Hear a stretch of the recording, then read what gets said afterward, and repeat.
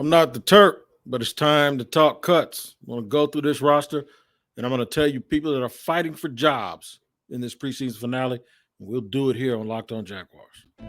You are Locked On Jags, your daily Jacksonville Jaguars podcast. Part of the Locked On Podcast Network, your team every day.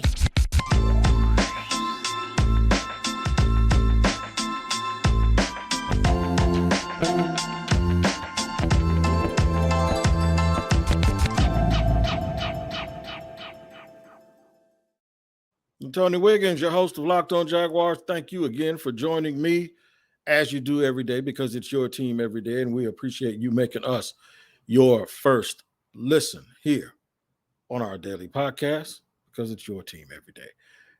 It's almost time for the preseason to be over, and as much as we can't wait and as much as we anticipate for the preseason to show up, we also can't wait for the preseason to leave. We anticipate the preseason ending, and that will happen after tomorrow's game or after Saturday's game versus the Atlanta Falcons.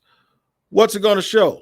Well, not much from the starters, because you already know who those people are. You know who everyone is that's basically going to be planning to be the ones that are going to be out there on the field for this football team, the core group of players that are going to make up the guys that are going to be running up and down and determining whether the Jaguars win or lose.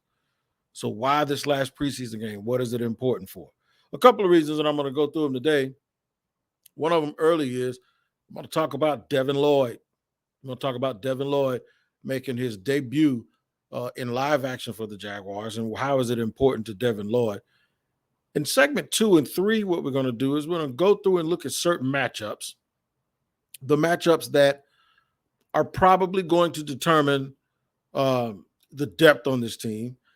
And we're going to see if we can find some people on the roster before we have to make cuts that are at positions that are kind of loaded, and see if we can match those maybe with some teams around the league that might need people, and we can get some sort of conditional compensation for them, just like they did in reverse order when they got Cole Van Lanen earlier this week from Green Bay, Cole Van Lanen may very well be the starting guard on this team. So the big portion of the day, we're going to talk about the matchups, people who we need to watch, and why it's important. We're going to start, though, with a first-round pick that we need to watch, because it'll determine what has to happen and whether or not certain players are going to be kept behind Devin Lloyd. Devin Lloyd, the Jaguars traded back up into the first round and took Devin Lloyd, the rookie out of Utah, with the 27th pick. He has not played in live action this year. In fact, he hasn't done much of anything because he had a really ugly hamstring injury. And it's where the hamstring connects to the tendon, as I believe he told Demetrius Harvey that it was a tough injury, because it wasn't just your normal hamstring strain. It was where the hamstring was strained at, and it was right where it connects to the tendon. And so far in practice, there have been mixed reviews on Devin Lloyd, saying that he looks like a little bit of a plotter, or he's hesitant, he's thinking. There were some people that didn't think he was super athletic in the beginning. And you have to have time, if you're a rookie, to get used to the speed of the game. And that really hinders you to be able to do that when you're also now thinking about an injury and you're trying not to hurt. This is why I said when he first hurt himself, and folks were saying, well, he's day-to-day, it doesn't seem like it's bad. Hamstring injuries are something else. All of those core injuries are like that. They're terrible, because I think it makes you think. I think you have anxiety. I think you always believe that there's this chance that you're going to hurt yourself or re-injure it. And if you re-injure it, you're going to be out even a longer period of time. It's just one of those things that seems like it lingers on and lingers on and lingers on. And much of it is probably mental. There's a lot of this is probably mental that he's going to have to get beyond or move past. And the Jaguars are going to play him and see how he does in live action. Now, hopefully what happens is, because he's been playing football his whole life, hopefully by being back in the live action, that something instinctively kicks in and sort of makes him kind of forget that he's missed some time, and you get a chance to see the example of why the Jaguars took him in the first place. And I know a lot of folks think the Chad Muma selection was a waste of time, or it's a little bit of a luxury for a team that has other needs. But that pick starts to loom large now, because if Lloyd either aggravates or is showing the team that he's not exactly where he wants to be, and it's going to take a little bit more time. If that's the case, Chad Muma now either becomes their starter or he becomes their first linebacker off the bench, because Four Illiwakan is going to be the starter, but then they also have Shaq Quarterman. Does this open the door for certain players? I believe it does. There's going to be a battle that I want you guys to watch as I look at my list here. There are two guys that are playing for depth, or that are playing for a roster spot that provide depth at that Mike linebacker spot. Chappelle Russell is one. I thought Chappelle has looked good in practice. I thought he really, when the Jaguars were able to rally in the Hall of Fame game, he's number 53. I thought he played well. He just really, really seems like the kind of guy that is good enough to be in the NFL, but has to get to the right situation. Has to get to the right situation where someone is willing to give him a shot. If they don't draft Chad Muma, I don't have one doubt on my mind that Chappelle Russell is on this roster. I'll tell you right now, because I think he's played and practiced well enough. Has good size. He runs well. He does every single thing. When you watch him, he does everything he's supposed to do. And at least from my eye, appears to be the type of player that you kind of want to stick around. The other one is Tyrell Adams. Now, Tyrell Adams is a leader, a special teams demon, if you will. Stays after practice, works with young guys. Very well-spoken, professional, just a pro. The kind of guy that's hanging around. That's what he's done. He's 30 years old. I think he's 30. He's been around the league for a while because his professionalism, his ability to play special teams. Someone told me, or someone mentioned to me, he's sort of like the new Laurenti McCray, right? The former Jag who played for a number of years because of his ability on special teams, because of his professionalism, because of his work ethic, and just having a guy like that around the building. It's going to be very interesting if they keep Tyrell Adams. And if they keep Adams, I think it hurts the chances that they keep Chappelle Russell, because I only think they're keeping 5. And I think they're keeping the 5 guys we already know, Oluwakan, Quarterman, who I was worried about for a while, and then the 2 rookies.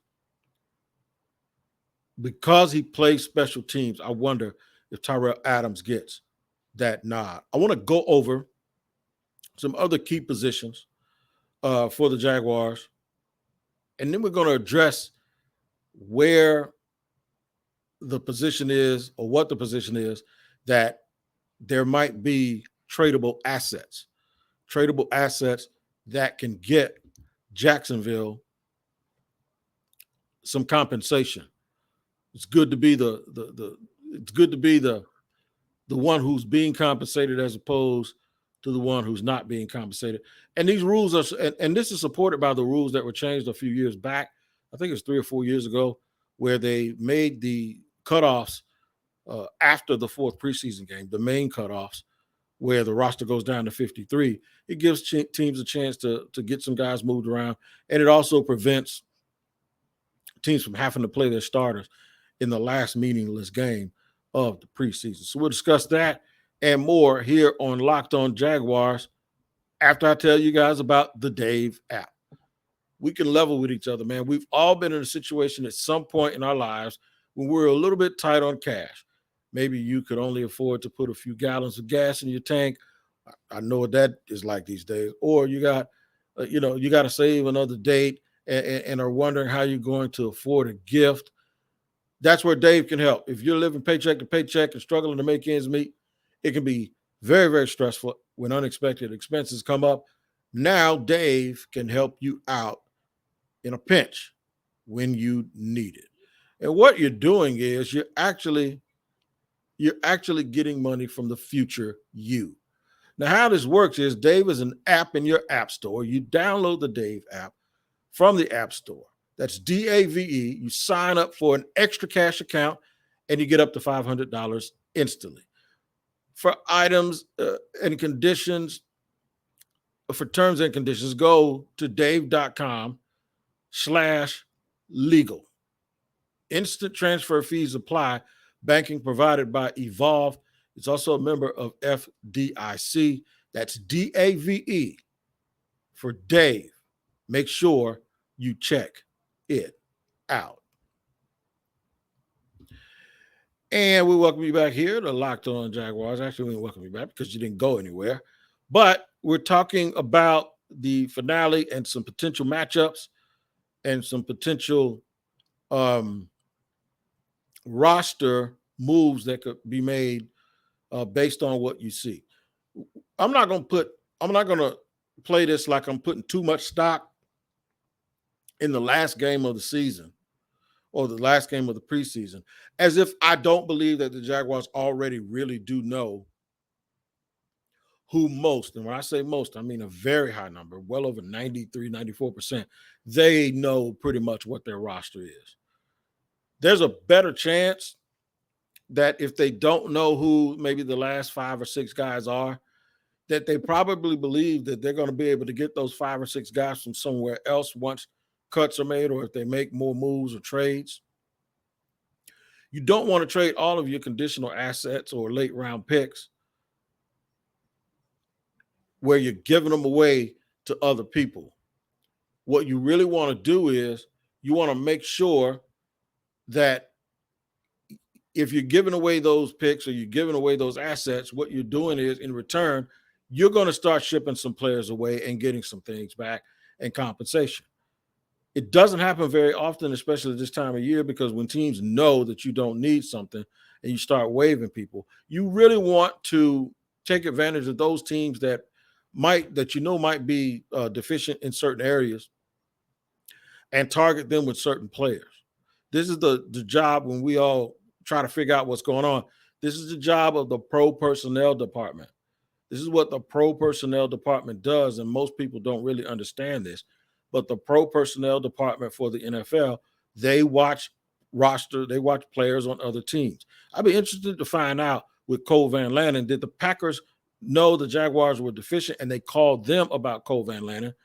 If there was some sort of connection with the coaching staff, I need to research that and find out. Or if the Jaguars pro personnel department knew that Green Bay was very, very strong in that area and they took a real hard look-see and said, we might be able to get that guy before he hits the wire, but before someone else is able to claim him. So that's the process of this that I don't know the ins and outs of how that particular deal went down, but it gives you an idea of why I believe that this is so important. You just got a guy who's probably going to get cut in Green Bay. He's going to start for you, maybe. Because he's adjusted really well this week. He's practiced really well. He might be your starter at left guard. Is there another position on the team where you could get a potential starter or a really good contributor?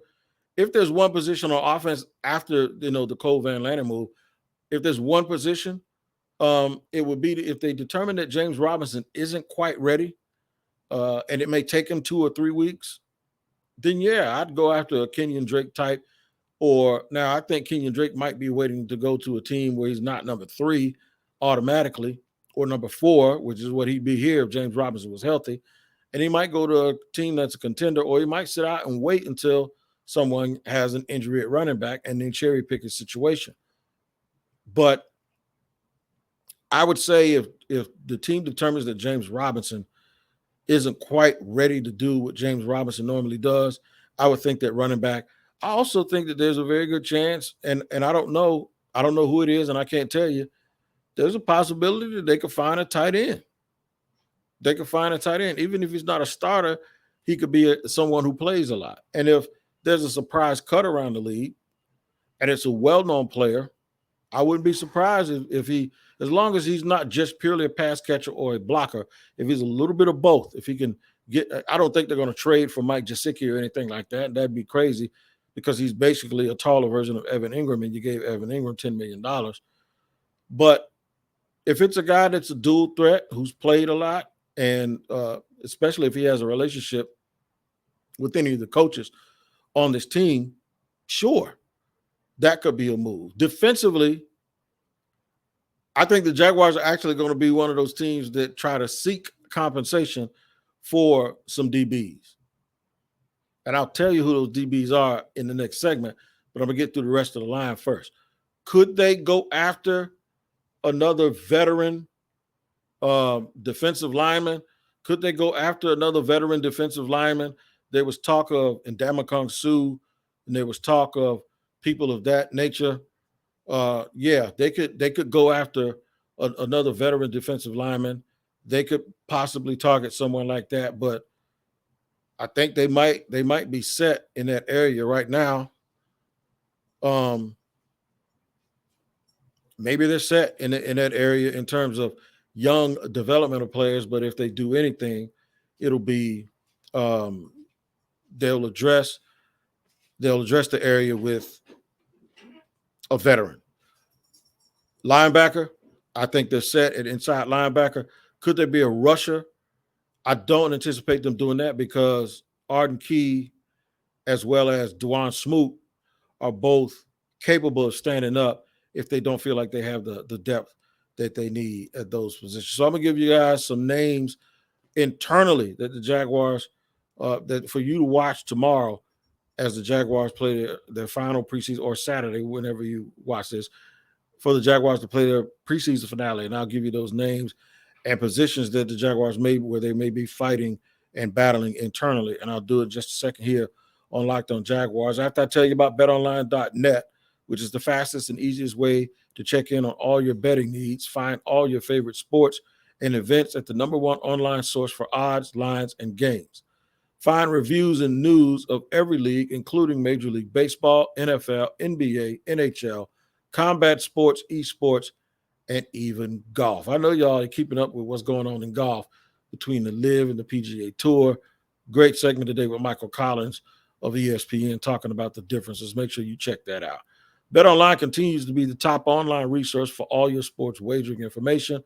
From live in-game betting, scores, and podcasts, they have you covered. Head to BetOnline today to use your mobile device to learn more about the action happening today, because BetOnline is where the game starts. You start here with me, making us your first listen here on Locked On Jaguars, and you know we are absolutely grateful that you do that. But I have to tell you about the ultimate pro football preview that is starting August 31st. It's an 8-episode extravaganza to get you ready for the NFL season. The local team experts of the Locked On Podcast Network and Odyssey NFL Insiders are combining into one ultimate NFL preview. Starting August 31st, search for Ultimate Pro Football Preview 2022 on your Odyssey app, YouTube, or wherever you get your podcasts. All right, let's just run through in this final segment some names that may come across, or just guys, if you want to watch the preseason to see these little battles, and they're going to go at it right from the very beginning. And the reason why is because most of the entrenched starters are not going to be playing. I want to see on defense how Rudy Ford plays. Rudy didn't play well against Cleveland. He's been kind of quiet this offseason, nondescript. He's a special teams ace who can play the corner, the slot, and safety.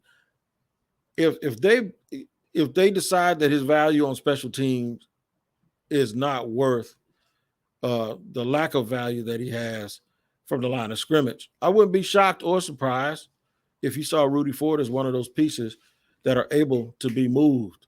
I would not be surprised if you saw that. I want to check out Xavier Crawford and Trey Herndon.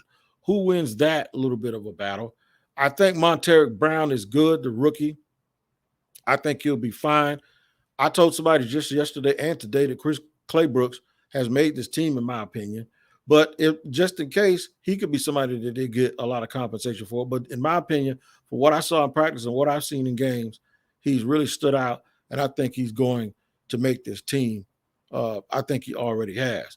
I think they'll give Darius Williams a little bit of work since he just got back, and even if they don't, he's going to make the team because they paid him a boatload of money. Linebacker, I already told you, I think they're set. I don't believe they're going to add anything along the defensive line.